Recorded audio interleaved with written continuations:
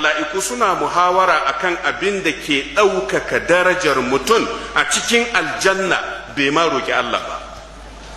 Baka roƙi Allah ba, amma saboda kana wasu abubuwa sai Allah ya ce ku cire shi daga aljanna ta 3 zuwa 4. Idan ya sa ku cire 4 sai ta 10. Ana kai baka nemi Allah ba, amma baka nemi Allah ya daga darajar ka ba, amma Allah yana ta daga darajar ka a gidan aljanna saboda wasu ayyuka da kake baka ma sani ba. Wato waɗannan abubuwa mala'iku suna ganin ba ƙaramar karama ce ga al'ummar manzon Allah ba ƙaramin daraja ba ne musulmai suka samu wajen Allah. Ka aikata wani abu a dalilinsa Allah ya gafarta maka, ka aikata wani abu a dalilinsa Allah ya ɗaga darajarka.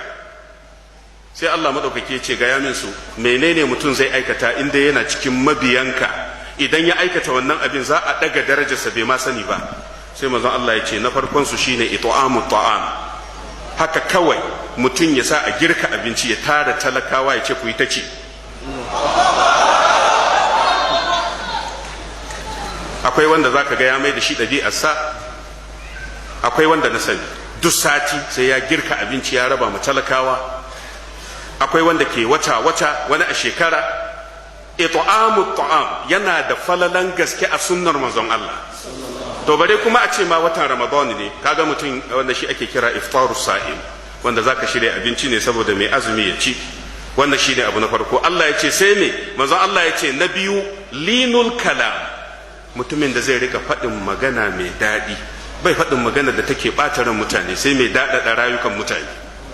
Manzon Allah ya ce duk mutumin da zai faɗi magana mai daɗi, maganar da za ta kwantar da hankalin wani, wannan mutumin ana ɗaga darajarsa a aljanna shi bai ma sani ba. Ashe ba gwaninta ba ne ka zama mai tsiwa, ban san yadda kuke kiran shi ya mai ba. Mutum ya zama mai tsiwa, mutum ya zamanto mai musguna wa mutane, mai kaifin harshe, ba gwaninta ba ne.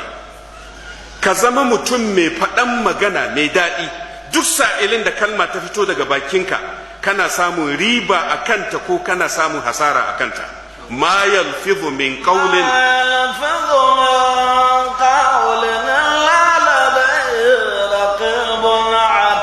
Allah madaukake ce babu wani lafazi da mutum zai faɗa a rayuwarsa face dama can akwai mala'ika yana jira yake ka gama faɗan maganar ya rubuta an gama.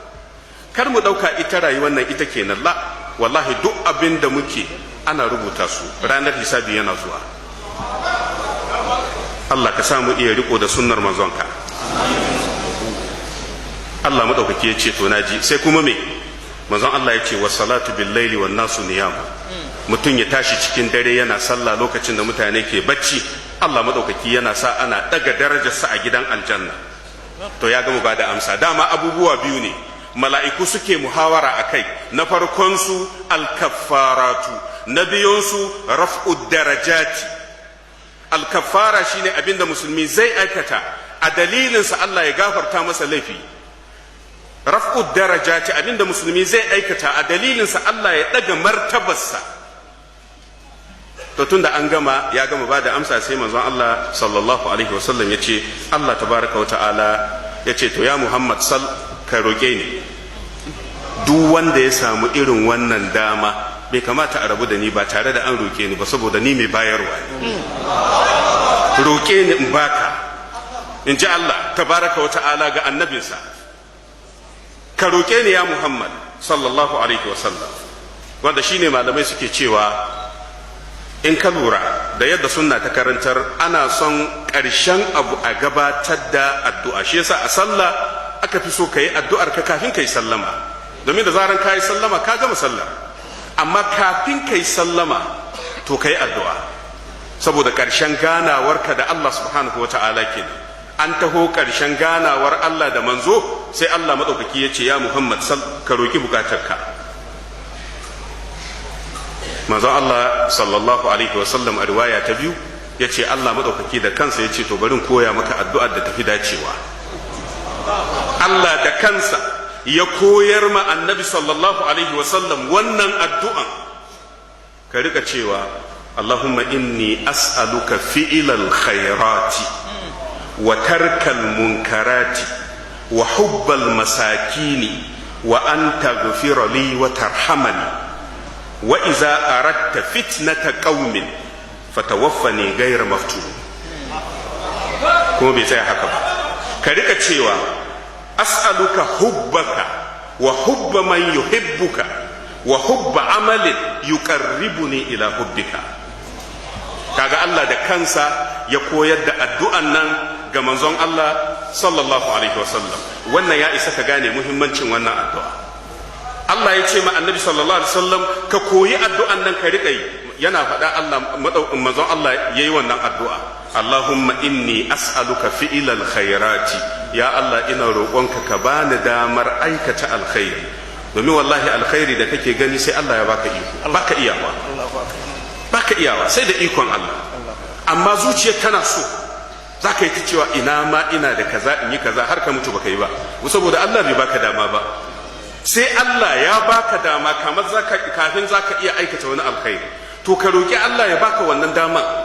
as'aluka fi'ilal khairati wa tarkal munkarati, Allah ina roƙonka ka bani mummunan aiki, domin idan Allah bai ga dama ba baka iya bari. idan mutum yana aikata wani abu mara kyau ya rike wannan addu'a, ana fatan Allah zai raba shi da shi, saboda addu'an Allah da kansa ya koyar da annabi sallallahu alaihi wasallam. ya Allah ina roƙonka aikata alkhairi da barin munanan ayyuka, wa hubbal masakini, da son talakawa, wa an tagfira li wa tarhamani, ka gafarta min, ina roƙonka ka yi min rahama. wa iza aradta fitnata qaumi, idan kayi nufin zaka jefa fitina ga wata jama'a, ina roƙonka ya Allah fa tawaffani ghayra maftun, ka amshi raina ba tare da na samu fitina cikin aqidata ba. domin fitina mafi muni ita ce fitinar da za ta raba mutum da imani a ƙarshen rayuwarsa.